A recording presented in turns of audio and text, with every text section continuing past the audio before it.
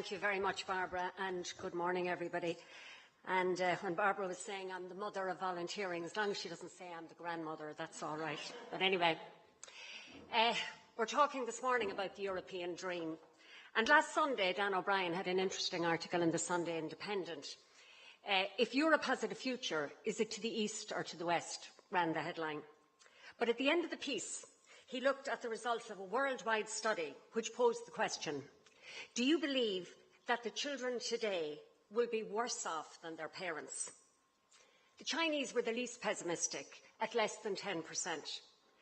The great American dream seems to be on shaky enough ground, with 60% of Americans believing that the next generation will be worse off than this one. But the Europeans, however, were the most pessimistic, with Italy hitting 70%, the UK hitting 75%, and the gloomy French exceeding 90%. 9 in 10 French people do not see a better future for their children. Ireland, as a matter of interest, didn't take part. That'll probably get the best laugh of the day, or of my speech, and it wasn't meant to be funny, but anyway. But the article itself finished with 2 very sobering sentences. He said, living without hope is not a good thing. And if hope has been lost in Europe, it may not be long before our faith in democracy follows suit. So in that context, is it reasonable to make some of the following connections? France just elected 24 National Front MEPs out of a total of 74. Marine Le Pen, who succeeded her father, Jean-Marie, has become the more acceptable face of French right-wing nationalism, which is mixed with a bit of xenophobic and racist behaviour. But she succeeded for the first time in topping the poll in France. They want France for the French, and they seek to rid themselves of all of the Brussels bureaucracy. The United Kingdom elected 24 UK Independence Party MEPs, also topping the poll at 27.5%. They've backed the Tories into a corner, and Cameron responded by attempting to play the part of the man who stood up to Europe by refusing to support Jean-Claude Juncker's nomination for Commission President. In many ways, it was a pale reflection of Margaret Thatcher's I want my money back, because where she succeeded, and they still get the British rebate, he failed. Nonetheless, UKIP's rise will not only force a British referendum, it also pushes him to play out national politics on a European stage. And while all European Prime Ministers do it at one time or another, they rarely play the same story over and over again in different scenarios. Italy returned 17 MEPs from Beppe Grillo's five-star movement, where they took second place overall. They were actually expected to top the poll, but they were edged out by the charming Renzi, shall we call him. He's the newest kid on the block in Italy. Grillo, a former circus clown who campaigns largely on social media and town hall events, is not strictly anti-European, but he is certainly anti-establishment.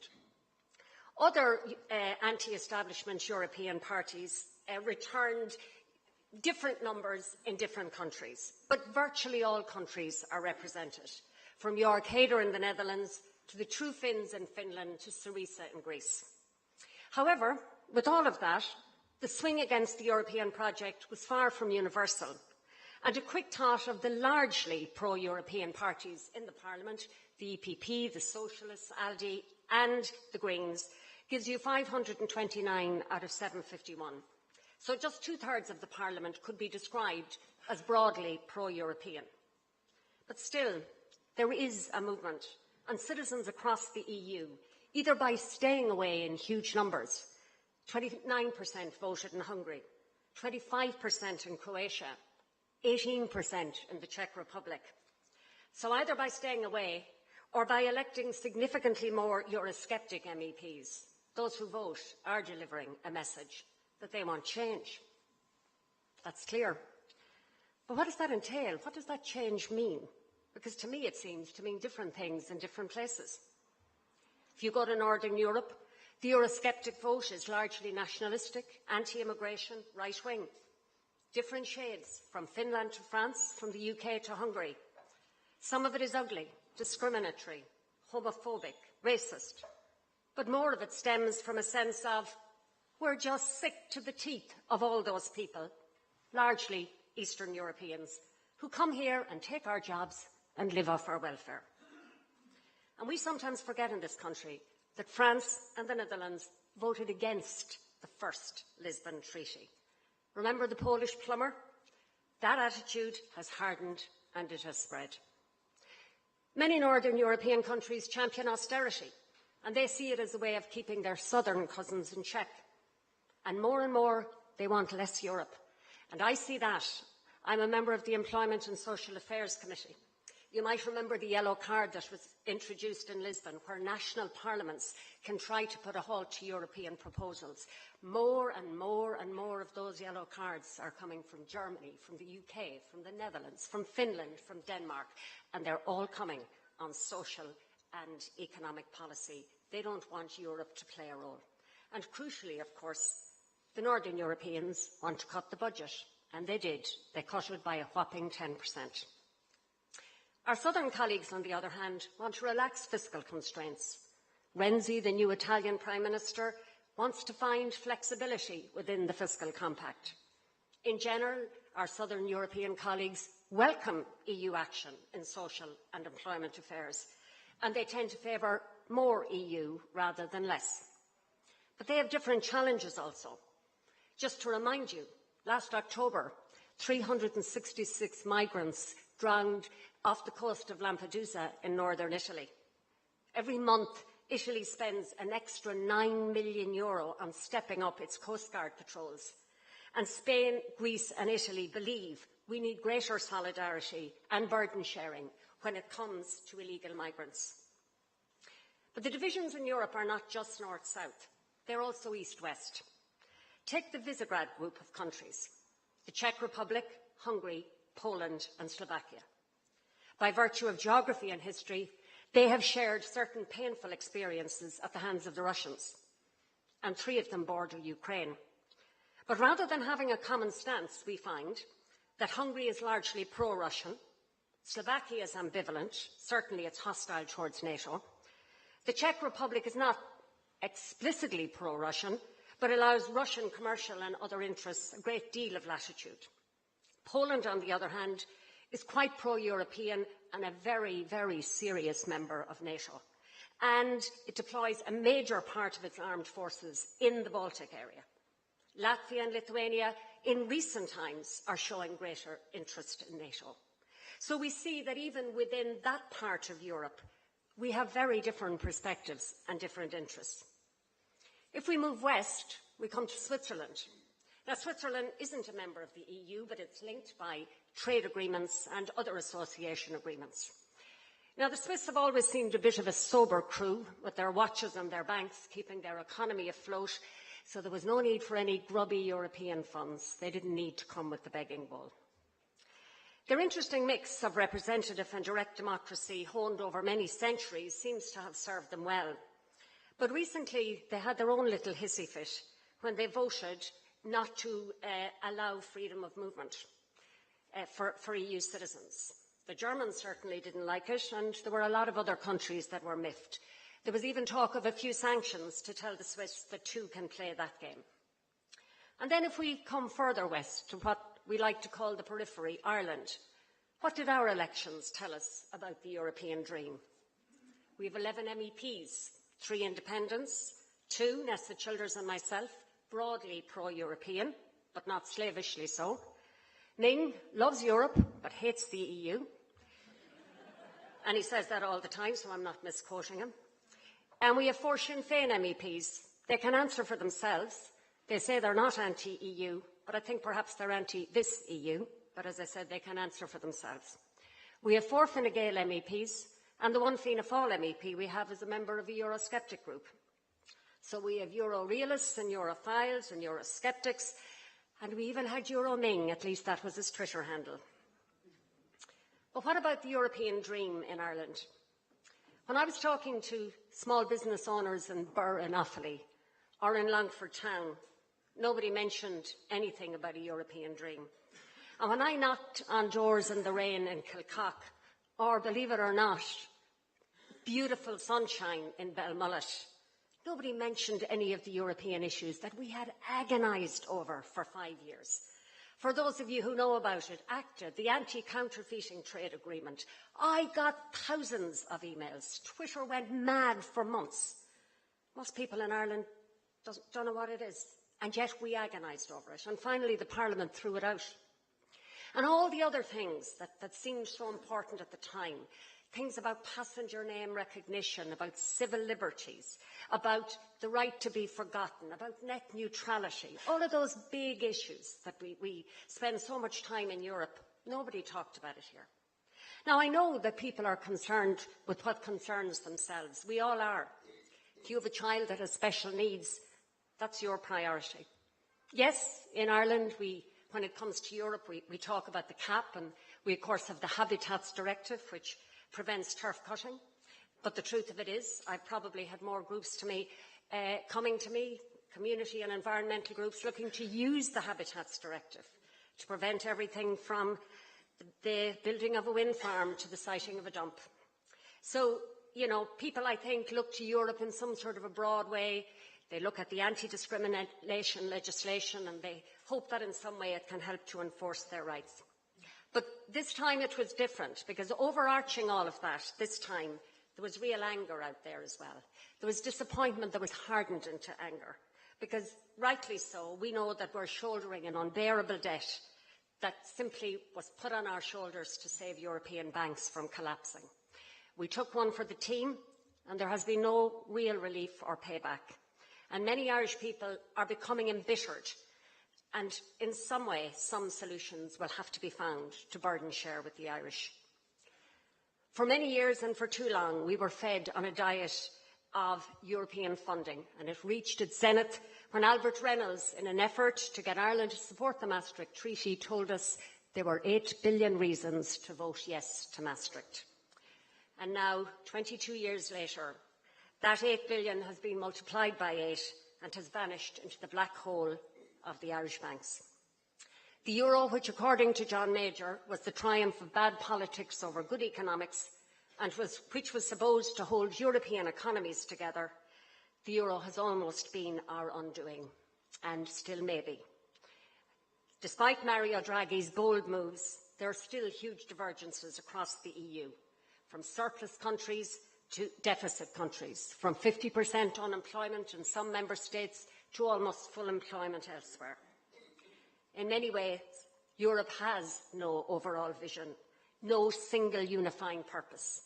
It agonises over finding a coherent voice on Palestine, or an agreement on Russian sanctions, or even a united front when trying to I won't say conclude because we still have a long way to go, but to broker a trade deal with the US.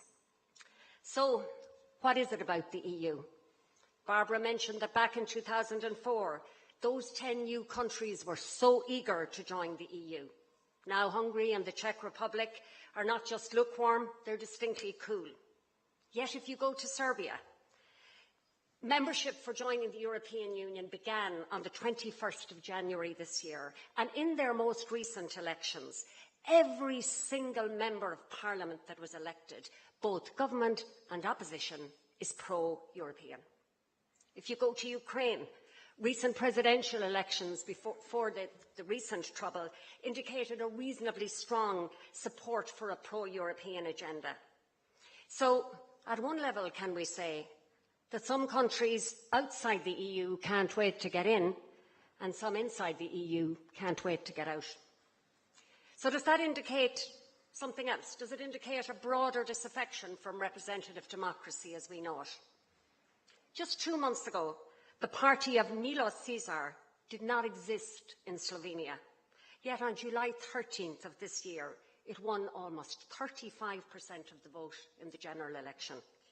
The party that had been in government previously, the Positive Slovenia Party, failed to reach the 4% threshold to get into Parliament, and so have not one single representative. I mentioned Beppe Grillo, I mentioned UKIP, I mentioned Marine Le Pen, and as I said in Ireland, out of 11 MEPs, the majority, 6, are Sinn Féin and independent. So what's happening? I sometimes wonder, are voters getting bored with their politicians? Do they want change? Are they really disaffected? Are they just dissatisfied? Do they want distraction? Just look at Cameron's reshuffle recently. Out with the white middle-aged men in suits and in with the young women. Mind you, Enda didn't follow his role, so maybe he knows something that Cameron doesn't. So is it all on the surface? Is it all about the change, the latest brand, or does it go deeper? Is representative democracy where political parties make promises they can't keep and pre-election rhetoric is never and can never be matched by post-election policy? Is representative democracy under serious threat? Cynicism is rife in Western democracies. Membership of political parties is collapsing, and citizens, as they ask more and more from the state, and as their dependency on the state grows, so does their disdain for politics and for politicians. The political elites, so-called, have failed to deliver, and voters are looking for alternatives. And for now, the alternative is one whose message resonates today for tomorrow. But when disappointment and disillusionment sets in, and it will the system itself be under threat? I don't know, maybe we've fooled ourselves into thinking that Western democracy, representative democracy, which certainly underpins all EU member states and the EU itself, maybe we've fooled ourselves into thinking it can deliver when, at times at least, it seems to serve up only disillusionment and disappointment, and as I said earlier, disdain for politicians. So in all of that, what now for the European dream? Our problem is the dream of a peaceful Europe, conflict-free. It's important, but it no longer resonates. We as people, we expect peace. We watch Gaza, we watch Syria, we watch the Ukraine on our TVs, but we believe we're not threatened. So that dream is only for old men. We believe we're safe. How can you replace that dream with things like fiscal union, completion of the single market, energy, food security, free trade with the US, for Europe to be a player, an influencer on the world stage?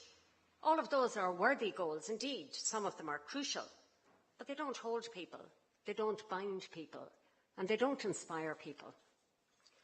So maybe we need to take a reality check. Maybe the time for that kind of inspiration is gone, for now at least.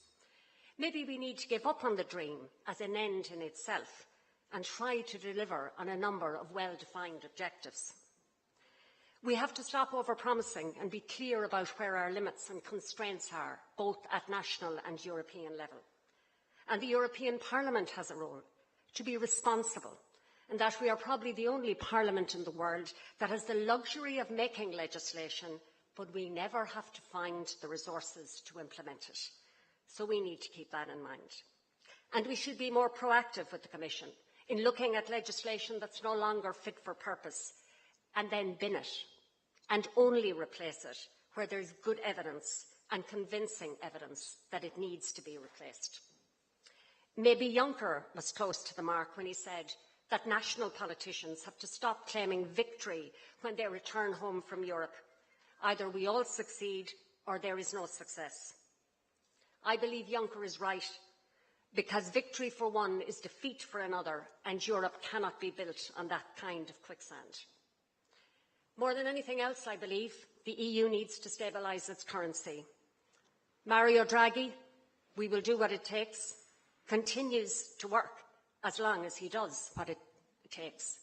But it's going to take more and more, and Draghi can't do it all himself.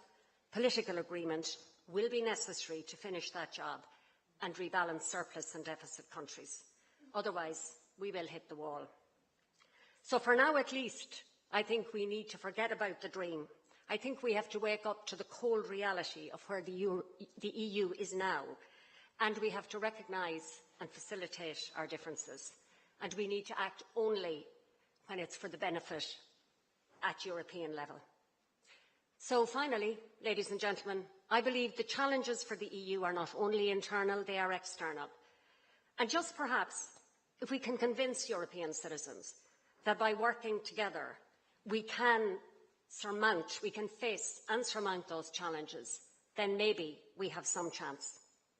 Whether it's the Russian bear prowling in Ukraine and threatening gas supplies, or the Chinese powerhouse where much of our production is now being outsourced to, or whether it's Uncle Sam's spy in the sky or the economic challenges from the BRIC countries. We now need to convince our citizens that we can only compete if we work together. Maybe then, maybe we can forge a new dream. Thank you.